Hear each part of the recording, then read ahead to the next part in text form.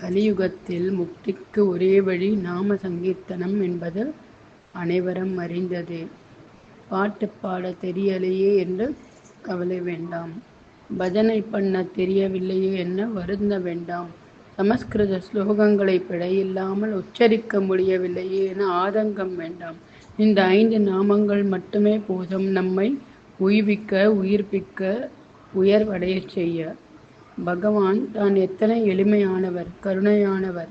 எப்படியாவது மனிதன் தம்மை நோக்கி ஒரு அடியாவது எடுத்து வைக்க மாட்டானா என்ற ஆசையோடு காத்து கொண்டிருக்கிறாராம் பகவான். முதல் நாமம் ராமா. ராமா ராமா ராமா என்று ஒரு நாளைக்கு எத்தனை தரம் முடியுமோ மனதில் அத்தனை தடவை சொல்லுங்கள். மனதில் சஞ்சலங்கள், துக்கங்கள், குழப்பங்கள், வேதனைகள் வரும்பொழுது தனியாக ஓரிடத்தில் அமர்ந்து மனதிற்குள் ராமநாமத்தை சொல்லுங்கள். மனம் அமைதி பெறுவது நிச்சயம்.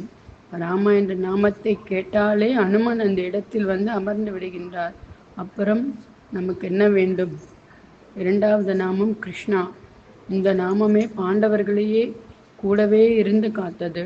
குந்தி கிருஷ்ணனிடம் கேட்டவரம், கிருஷ்ணா எனக்கு கஷ்டங்களை கொடு, அப்பொழுதுதான் உன்னை மறவாமல் இருப்பேன் என்றாளாம். கஷ்டங்களை தாங்கும் மன வலிமையை கொடுக்கும் நாமம். கூப்பிட்ட குரலுக்கு ஓடி வரும் நாமம் கிருஷ்ணா கிருஷ்ணா. 3வது நாமம் நாராயணா. சிறுவன் பிரகல்லாதனை காத்த நாமம்.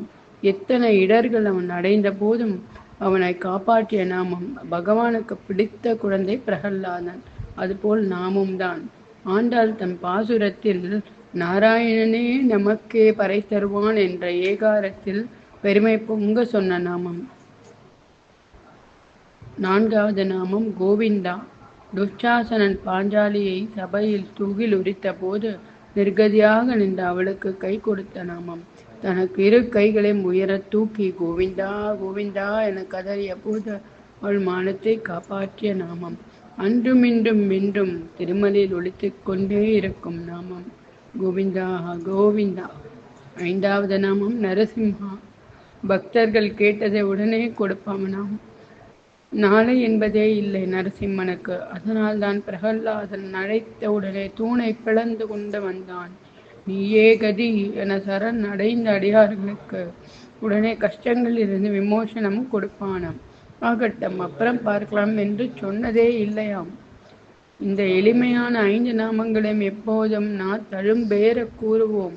இந்த நாமங்கள் நம்மை ஓய்விக்கும் என்பதில் எல்லளவும் ஐயமில்லை. ஓம் நமோ